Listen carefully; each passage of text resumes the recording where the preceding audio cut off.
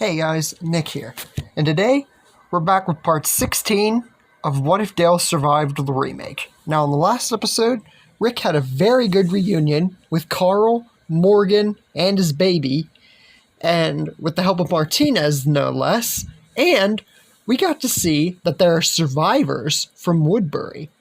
But how many more plot twists and great discoveries will happen with such a dark moment in part 13? Well, we're continuing today. By the way, did you know the physicists believe that there are two alternate realities? One in which you subscribe to Next Topic's YouTube channel, and one in which you don't. Now let's set the scene for these two universes, alright?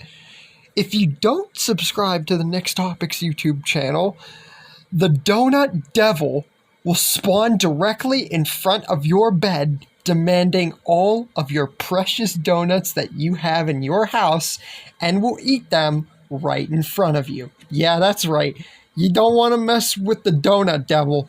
He can get really feisty about them donuts. But if you do subscribe to Next Topic's YouTube channel, you have the chance right now, right? If you have a gaming system, this is key, right where your current gaming system is, a golden Xbox will plant itself right on top of whatever gaming system or, computer vice versa you have, with two golden Xbox controllers, and you will be, like Jumanji and Zathura, able to spawn into any video game that you put into your system. So, if I were a betting man, I'd hit that subscribe button and subscribe to the Next Topic's YouTube channel if you want to be able to get into your favorite game and, not get your donuts taken away from you by the Donut Devil. So you better hit that subscribe button. Now, with all that out of the way, let's get into the story. So, we leave off with Rick's group, even though we kind of left off with Rick's group and kind of didn't. It was more or less left with Mika and all of them, but we did end seeing what would happen with Rick's group. Now, Martinez, he knows why Rick killed Schumpert and what's going through Rick's mind and how he's feeling, even if he's reunited with his kids and his friend. But even if he knows why Rick killed Schumpert, he also says to Rick, while thinking it, that Schumpert could have joined them and there was almost little to no reason to kill him. But this almost gets shut down immediately by the likes of Rick, saying that he's in the same boat as his dead friend here on the ground. Even if they're not responsible for killing everyone that he and his kids cared about, they were still there and could have done something to, stop their leader once they even knew that he got out of hand. But Morgan says that it's also his fault because he's the one who shot the gun.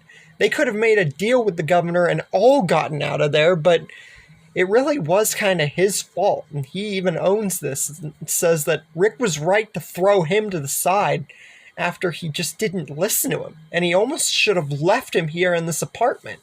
Rick says that he wasn't going to do that. It was his duty to come back so he could heal. So, honestly, he feels like it's more like he doesn't know what to think. Rick's emotions are all over the place. But he does stand by the fact that if Martinez truly wants to change and prove himself, or anything like that, then he's going to have to accept the fact that his friend here made the wrong choice, and that he should have stayed behind and helped out. And it honestly should have came down to the fact that he should have stayed behind Martinez to help, or been in his place. It really would have been the same outcome. It doesn't matter. And Martinez just smiles and says, "All right then, whatever you say, Officer Friendly." Rick just stares at him very confusingly and is thinking to himself, did he hear that right? And then his mind flashes. Sophia flashes before his eyes as a walker. Shane flashes. Lori flashes, Daryl, and most of all, Dale. And then his mind flashes to the point of which he first got out of that hospital, was rescued by Glenn, Merle caused trouble, he handcuffed Merle, and he proclaimed himself as Officer Friendly to the likes of Merle. And then not 2 seconds later, was once again referred to as Officer Friendly by the likes of Morales. And Officer Friendly just echoes throughout Rick's mind and his thoughts. And it just echoes over and over and over and over until his mind snaps back to reality. And that sadness, confusion that he was feeling, the emotions spark back up. And all he feels straight in the moment, directed straight at Martinez, is anger. And Martinez, of course, isn't going to know anything about Officer Friendly. He was just calling him the name by, well, just him wanting to. But Rick just shouts out and points his gun straight at Martinez, meaning to kill him. But before he can, voices come from outside, telling him, and anybody who's inside, if anybody is in there, put your guns down inside of there and come out slowly. We don't mean to hurt anyone. We are out here for supplies, and this place looks like a literal death trap forest. So, we ain't coming in there. You're coming out to us. And these voices don't sound hostile, but Rick just closes his eyes and, tries to recollect his thoughts, especially after what just happened. Rick says he just ignores everything that just happened, what Martinez said, what he was about to do. He just ignores it and says, Morgan, you bring Martinez. We're going to go confront these people. Enemy or not, we need to see who we're dealing with. Carl, you stay inside with Judith.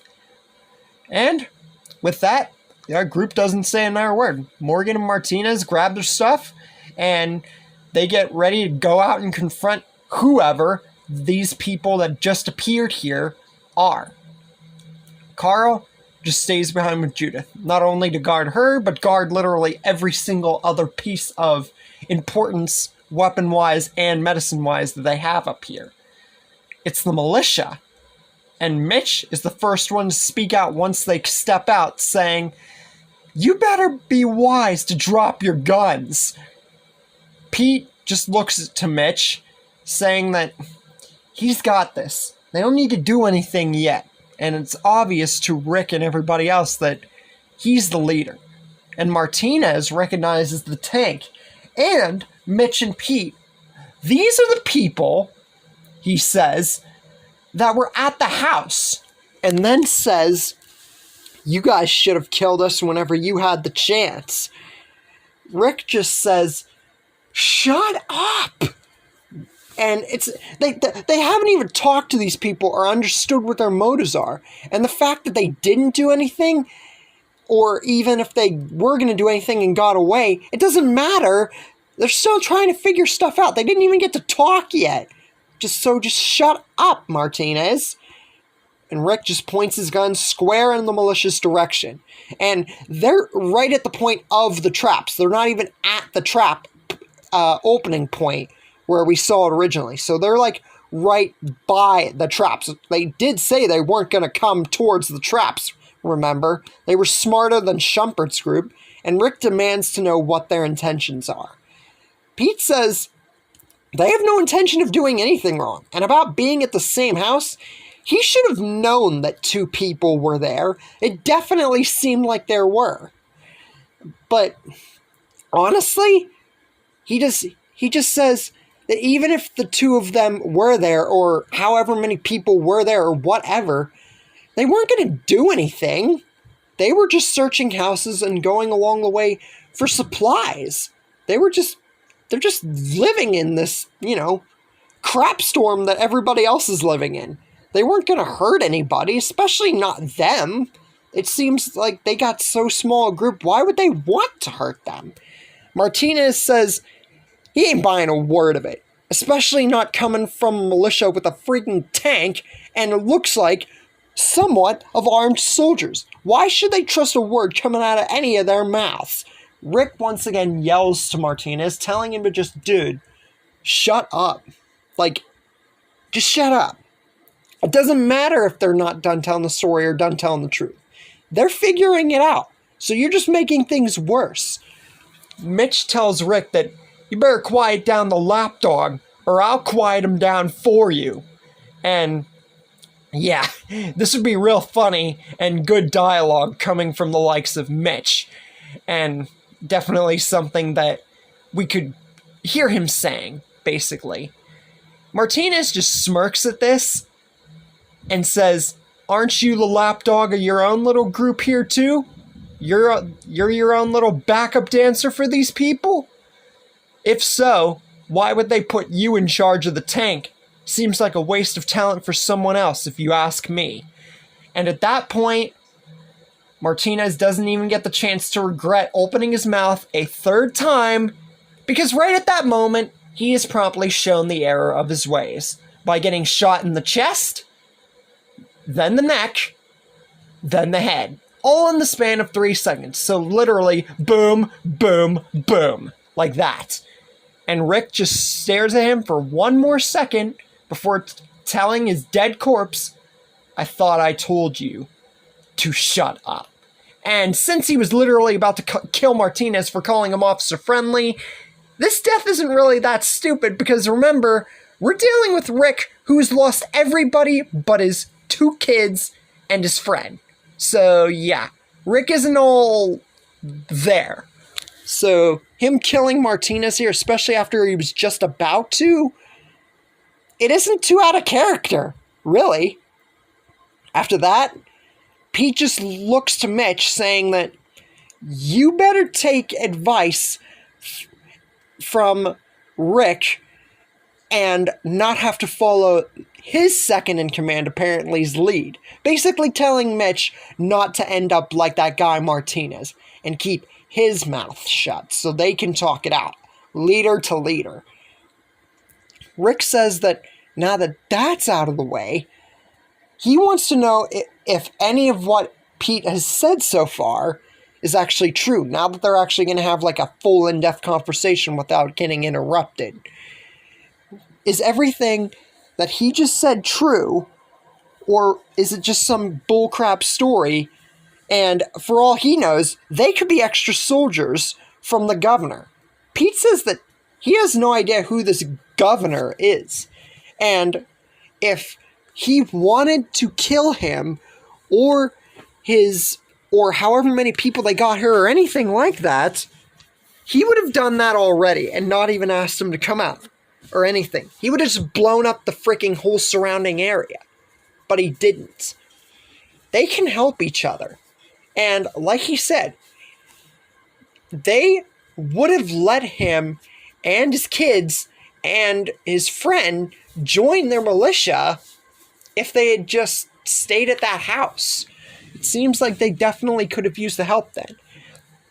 And now says, now that they are here, he thinks that they can help them out a lot, especially Rick, since it seems like he's been going through a lot. It seems like this group used to be bigger at one point. Pete can just tell that.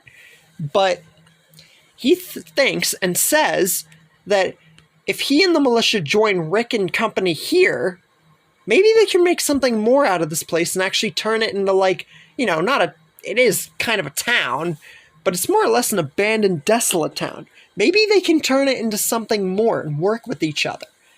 They don't have to be foes, and that's not Pete's intention. Rick senses this, and Pete might be telling the truth, but he's looking for any skepticism, any lies, but senses nothing, even if Rick is a little crazed. And after a minute of thinking, he says, all right, I believe you. Yeah, the group used to be a lot bigger. We lost a lot of people due to one crazed man. And we thought you and your people were extra soldiers, especially with the tank.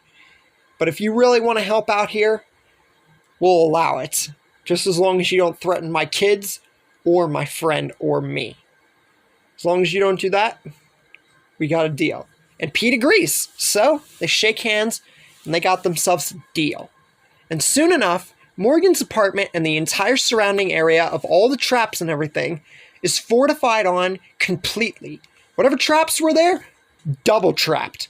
Whatever safety measures and, extra ways to get in and out of that whole surrounding area, double checked and, everything like that. And soon enough, they actually takes a little bit of time, but they make a garage for the tank. So now they have a place to hide the tank, and they won't have to just leave it out in the open for the risk of it getting stolen. Sure, it still has a tank garage, but not too many people in the apocalypse might not know what a tank garage is or pay attention to that it's in there. And because of the militia being there and everything and scouring the whole surrounding areas with a bigger group, that means that huge armory with over 50% of weapons still stocked in there, that means that their weapons are like 70%. So whatever weapons that they took before they went to Woodbury, it's almost looking like they never were taken at all. So that's pretty freaking good. But then after everything has finally been taken care of, Rick and Morgan are at the top. And Rick sees Morgan in a corner just thinking and off in his own ways. Rick is scared that he might be going back in the clear Morgan again and asks him, "Hey, what's going on?" And Morgan says that he's fine. He's just been doing a lot of thinking since everything happened, especially since Woodbury. And he's been thinking about all that and even what's happening now. And he's thinking that he needs to go. And what he means by go is he needs to go out there and be on his own for a while. Being here, being like this, it's just brought too much conflict. And like he said, he should have just been left to his own devices and just been left in this apartment by himself. Going, it honestly meant more and just more chaos. And who knows, him going off on his own, maybe he can find more weapons or save more people back at the Woodbury town, find more stuff there since it's not destroyed or anything, even if walkers are there. He just needs to go on his own for a while. And Rick says he can't be going just because of him. He gets that he was out of control and everything, but he can't put the blame on himself. It's not right. If anything, it's maybe his fault. He shouldn't have been so insistent on Morgan going, and he shouldn't have been so rough on Morgan back at Woodbury, even if his friends' lives all were in danger and then ended up in danger. He can't go just because of that, and even if he goes, what's he going to find there? The town will be filled with walkers, even if it's not destroyed. What could he find there? Morgan says, well, all that might be true. He just needs to be out on his own. He'll figure stuff out on his own for a while now, and then has a much more thorough, in-depth conversation with Rick. That yes, he admits that it's not Rick's fault for the way he acted, because if he were in his shoes, he would have acted the same way, especially if it were his wife and son. And after Rick snapped him out of his own dark age with just throwing him down and acting the way he did, he finally snapped back and saw Rick for who he used to be. And that people in this world, most people just change for the worse. And he doesn't want Rick to end up like that. And he just needs to be out on his own. Does this mean he's leaving forever? Of course not.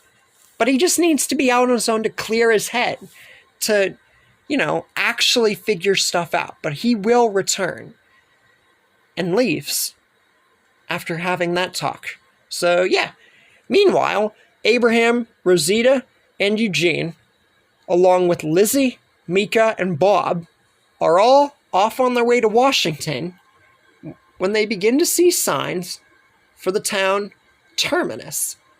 Now, with just the 6 of them going, and with Morgan now out on his own, with the militia joining Rick, Carl, and now Judith being abandoned by Morgan to go wherever he's going to go besides maybe going back to Woodbury, what other twists and turns will lie ahead? Do you think that the militia being around will help Rick in the long run? Do you think that Morgan will find anything at the ruins of Woodbury or just being out on his own? You think he might encounter Abraham and company? Or do you think they might be doomed to die at Terminus without a savior? Or will they save themselves? And that's where we leave things for the moment. Once again, an episode filled with twists and turns. Because there's going to be a lot more of that where this comes from, especially after episode 13. Because, like I said, it's just where the point where more craziness and darkness and just a lot more suspense comes into hand and more drama. But I hope you guys enjoyed nonetheless, and I'll see you guys next time.